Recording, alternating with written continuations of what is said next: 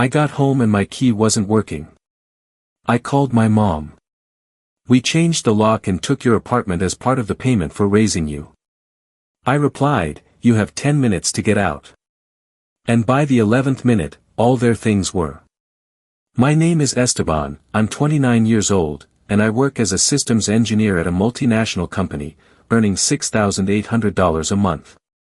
It's a salary that allows me to live well, but for years, it has been constantly drained by two people who turned the act of raising me into an eternal debt that I would never finish repaying. My parents, Hector and Norma, aged 56 and 54 respectively, never held stable jobs in their lives, always working sporadic jobs that lasted a few months before they quit or were fired for one reason or another. And by the time I was 20 and got my first decent job after graduating from college, they had already decided that I would be their retirement plan. We raised you for 20 years, my father told me the day I got my first job as a junior programmer, earning $2,200 a month. Now it's your turn to take care of us. It's only fair after everything we did for you. We sacrificed so much, my mother added, with tears in her eyes. Although I knew they were tears of manipulation, not genuine emotion, she continued, we never had anything for ourselves because we gave it all to you. So now that you have a good job, it's your obligation to help us. And like the naive young man I was, filled with guilt implanted since childhood, I agreed to help them. I started by paying the rent for a small, two-bedroom house in a modest neighborhood, which cost $800 a month, in addition to giving them an extra $600 for their food, utilities, and basic needs. In total, I was giving them $1,400 of my $2,200 monthly salary, leaving me with just $800 for myself. It's temporary, they constantly told me, just until your father gets a stable job. But that stable job never came because my father never really looked for one. Why work when his son was paying for everything? The years went by. I changed jobs, looking for better opportunities and higher salaries. By the time I was 25, I was earning $4,500 a month as a senior engineer, and instead of being able to enjoy that raise, it simply meant my parents expected more from me. The house is falling apart, my mother complained constantly. The roof leaks, the walls have damp. We need a better house. So, I increased the rent budget to $1,200 so they could move to a house in better condition. I also increased their monthly allowance to $1,000 because, with inflation, everything is more expensive and it's not enough for us. In total, I was now giving them $2,200 a month while I myself lived in a tiny one-bedroom apartment that cost $600 a month, because all my extra money went to them. But it was never enough. There was always something more they needed. There was always an emergency that required additional money. There was always a reason why I had to give more. We raised you. That was the magic phrase they used every time I showed the slightest resistance. Are you going to deny help to the parents who gave you life, who sacrificed for you? What kind of son are you? And the guilt ate away at me, so I just kept paying, and paying, and paying. But inside, I was secretly saving. Every penny I could hide, I put into an account my parents didn't know about. For 3 years, I saved obsessively, sacrificing every personal luxury, eating cheaply, not going out with friends, not buying new clothes unless it was absolutely necessary. And finally, at 29, I managed to save $85,000 for the down payment on a beautiful 3-bedroom apartment in a modern building with security, a gym, and a common area, located in an excellent neighborhood. The apartment cost $280,000 in total, and with my down payment, I secured a mortgage with monthly payments of $800, which I could comfortably afford now that I was earning $6,800 a month. It was my achievement, my effort, my future finally materialized in a space that would be completely mine. I moved in with an excitement I hadn't felt in years. For the first time in my adult life, I had a real home, spacious, modern, comfortable, all mine. Of course, my parents weren't happy for me. When I told them I had bought an apartment, their first reaction wasn't pride or happiness, but pure envy. 3 bedrooms, my father said in an accusatory tone when I invited him to see it. Why do you need 3 bedrooms if you live alone?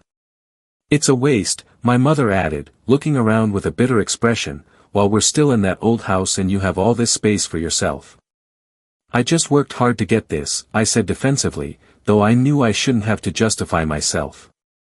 I saved for years. You should give it to us, my father blurted out suddenly, as if it were the most natural thing in the world. We'll live here, and you can find something smaller and cheaper. After all, we raised you, so you owe it to us.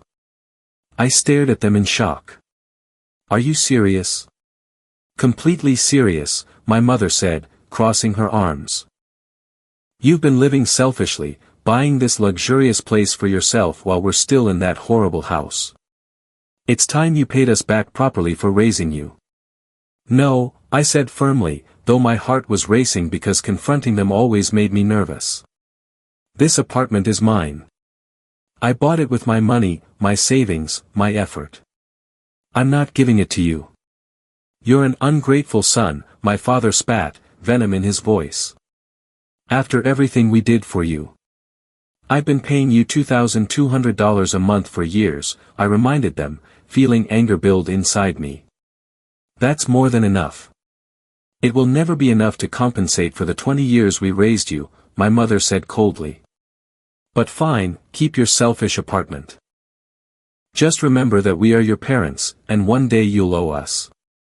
They left that day, angry, and for the next few weeks, the calls and messages were colder, more distant, but I kept paying their bills because the guilt was still there, deeply ingrained in me. Time passed, and one day I received news from my job. I had to travel to an important conference in another city for 3 days.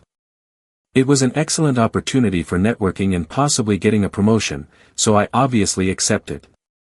The problem was my dog, Max, a 4-year-old who was my faithful companion and needed to be fed, taken to the park, and cared for while I was away.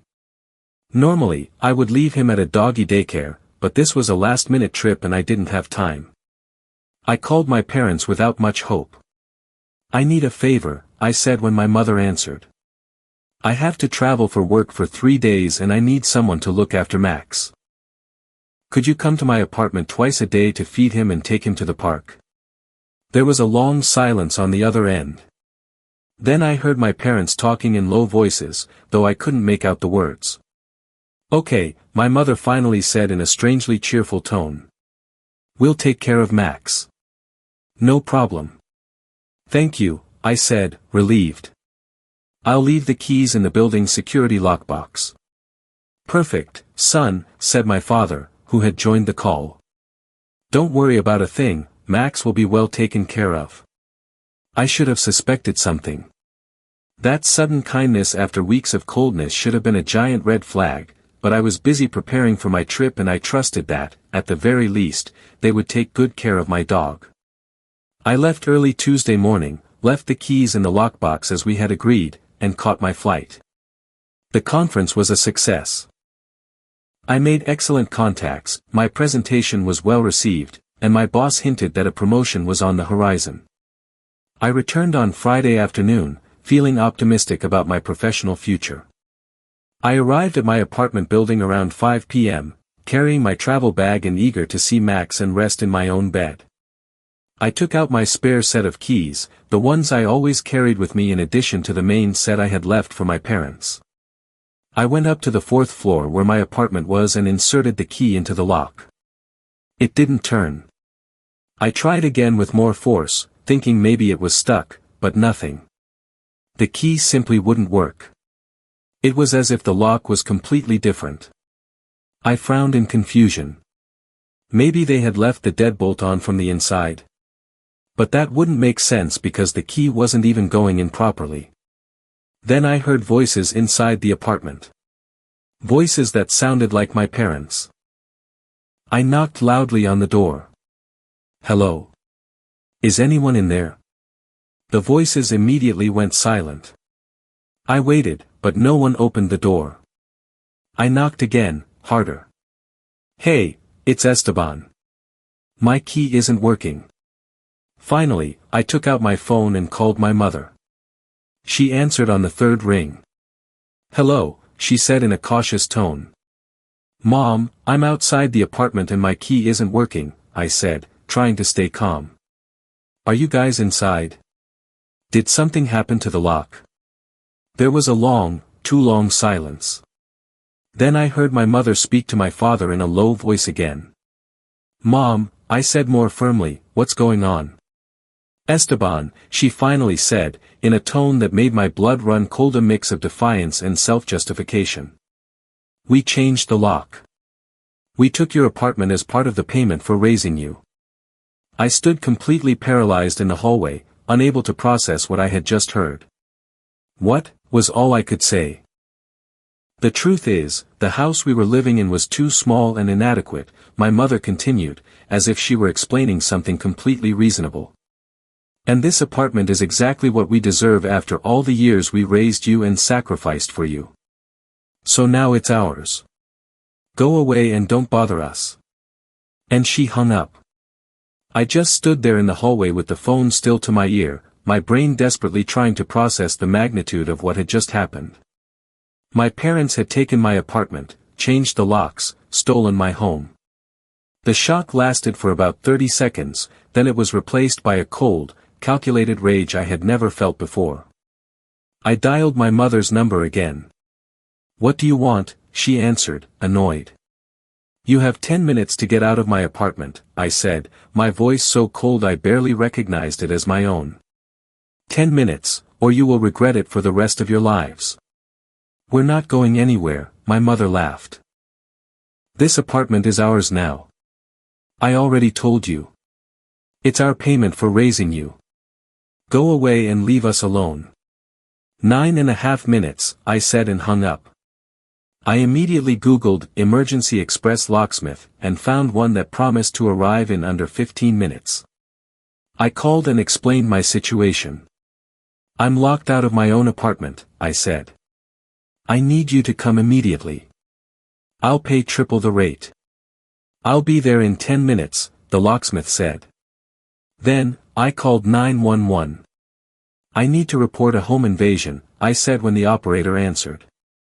"I'm at the door of my apartment, and there are intruders who have changed the lock and are refusing to leave." "Do you have documents to prove the apartment is yours?" the operator asked. "I have the deed scanned on my phone," I said, "and I can show my ID which matches the address." "We're sending a patrol car immediately," the operator said. The next 10 minutes were the longest of my life. I sat on the hallway floor with my back against the wall, staring at the door to my apartment, which was now being denied to me. I could hear movement inside, muffled voices, probably my parents arguing about what to do. At exactly the 9-minute mark, the locksmith arrived, a man of about 45 with a toolbox. "Is this your apartment?" he asked. "Yes," I said, showing him my ID and the deed on my phone. "There are people inside who changed the lock without my permission." "I understand," he said, taking out his tools. "This will take about 5 minutes." He started working on the lock, the sound of the drill echoing in the hallway. I immediately heard alarmed shouts from inside the apartment. "What's going on?" my father yelled. "Who's out there?" "Open the door," I said in a loud voice. "Or we will open it ourselves." "This is our apartment now," my mother shouted. "Go away or we'll call the police." "I already called the police," I said without emotion. "They'll be here any minute." I heard panic from the other side, voices arguing heatedly, but it was too late. The locksmith finished his work and the lock gave way. I threw the door open, and there they were, my parents. My father was sitting on my couch, watching my television as if he had every right in the world. My mother was standing in the kitchen with an expression of shock that quickly turned to indignation. "Get out of here," my father yelled, getting to his feet. "This house is ours now." "No, it's not," I said, walking in with the locksmith behind me as a witness. "This house is mine. It's in my name. I bought it with my money, and you have just committed a crime called breaking and entering. We raised you for 20 years, my mother began with her rehearsed speech. You owe us this and much more. I've paid you over $200,000 in the last 9 years, I calculated quickly in my head. That's not even counting the extra expenses and emergencies you always had. So if raising me costs that much, then I've already paid you back with interest and have change left over. That's not enough, my father spat. It will never be enough. You're right, I said with deadly calm. It will never be enough for you because you are two parasites who have turned the natural act of being parents into a business of emotional blackmail. How dare you, my mother screamed. I dare because I'm tired, I said, feeling years of repressed anger finally coming out. Tired of the guilt, tired of the manipulation, tired of being treated like a walking ATM. At that moment, there was a knock on the door. It was 2 police officers. We received a report of a home invasion, one of them said. Yes, I said, showing them my ID and the apartment deed on my phone. These 2 people are my parents. I gave them keys temporarily to look after my dog while I was away. But when I returned, they had changed the locks and are refusing to leave, claiming the apartment is now theirs. The officers looked at the documents, then looked at my parents. Is this true? The officer asked. He owes us this, my mother said desperately. We raised him, we sacrificed for him. This apartment is our payment. Ma'am, the officer said in a patient but firm tone. The property is legally in your son's name. You have no legal right to it. You need to vacate immediately, or we will have to arrest you for trespassing. No, my father yelled. You can't do this to us. Sir, said the second officer, now with less patience. You have 2 options. You can leave voluntarily right now, or we can arrest you, and you'll leave in handcuffs. You choose. My parents looked at me with expressions that mixed shock, fury, and finally, fear. Esteban, please, my mother begged, with tears that, this time, seemed genuine. Don't do this. We're your parents. Get out, I said, without a shred of sympathy. You abused my trust in the most vile way possible. The officers escorted my parents to the door while they hastily gathered some of their things. They had brought bags of clothes, toiletries, things that clearly showed they had planned to stay permanently. Esteban, wait, my mother pleaded at the door. What are we going to do? Where are we going to go? Not my problem, I said. You should have thought of that before you betrayed me. But the rent, my father said with real panic. You're still going to pay the rent for the house where we live, right? No, I said with absolute certainty. As of this moment, I am canceling every bill I pay for you. The rent, the utilities, the monthly allowance seats all over. You can't do that, my mother screamed. We'll be on the street. Then get jobs, I said with the same coldness they had treated me with on the phone just half an hour earlier. Work, like I've been working since I was 20 while you lived off my effort. We raised you, my father shouted one last time, playing his final guilt card. And I paid you for it for 9 years, I replied. More than any upbringing is worth. We're even now more than even. So never use that excuse with me again. You are an ungrateful son, my mother spat. No, I said, closing the door in their faces. I'm a son who finally learned to say no. I bolted the door as their shouts of protest faded down the hallway. The locksmith, who had witnessed the entire drama, looked at me with an expression of respect. I need you to change the lock completely, I told him. A new, different one, with keys that only I have. Understood, he said, taking a new lock out of his toolbox. This will take about 20 minutes. While he worked, I sat on my couch in my apartment, and for the first time in years, I felt something I had forgotten. Peace. Not guilt, not obligation, not fear. Just peace. Max came running out of one of the bedrooms where my parents had apparently locked him in. He jumped on me, overjoyed to see me, and I hugged him tightly, grateful that at least he was okay. The locksmith finished his work, handed me the new keys, and I paid him $300 for the express service and his discretion. He left, wishing me luck and leaving me alone in my home, finally safe. I didn't sleep much that night. My mind replayed what had happened over and over: the betrayal, the confrontation, the liberation. But I felt no regret. I felt clarity. In the following days, I blocked my parents' numbers, their social media, their email addresses. I contacted the landlord of the house where they lived and notified him that I was canceling the lease agreement that I paid for. I contacted the utility companies and canceled the automatic payments I had set up. My parents tried to contact me in every possible way: unknown numbers, messages from other people's accounts, desperate emails. "Esteban, please, they're going to evict us. Son, think about it. We're your family. We don't have money to eat." I ignored everything. Every message, every call, every plea. 2 weeks later, I found out that my parents had been evicted from the house. My father was now working as a night watchman at a supermarket, and my mother was a cashier at a convenience store. They were living in a very basic, shared rented room, and they barely had enough to eat after paying rent. Good, I thought, without emotion. It was time for them to work like any responsible adults, to learn to manage their finances like I had to learn while giving them more than half my salary. Did I feel anything? Yes, relief. I felt like I could finally breathe without the burden of two capable adults who had always refused to stand on their own 2 feet. Weeks passed, and then months.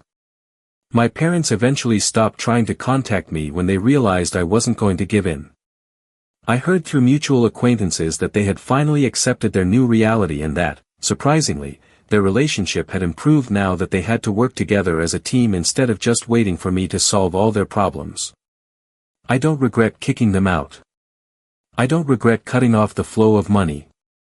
I don't regret finally prioritizing myself after years of being their personal retirement plan. And I finally learned that the freedom to live your life without carrying the weight of capable adults who refuse to work is priceless. I am free now, living in my apartment that I bought with my own effort, enjoying the money I earned with my own work, building my future without the constant shadow of two people who confused being parents with owning a life insurance policy. And that freedom, that peace, that self-respect I finally found is worth more than any amount of guilt they tried to plant in me for all those years. Subscribe for more daily stories.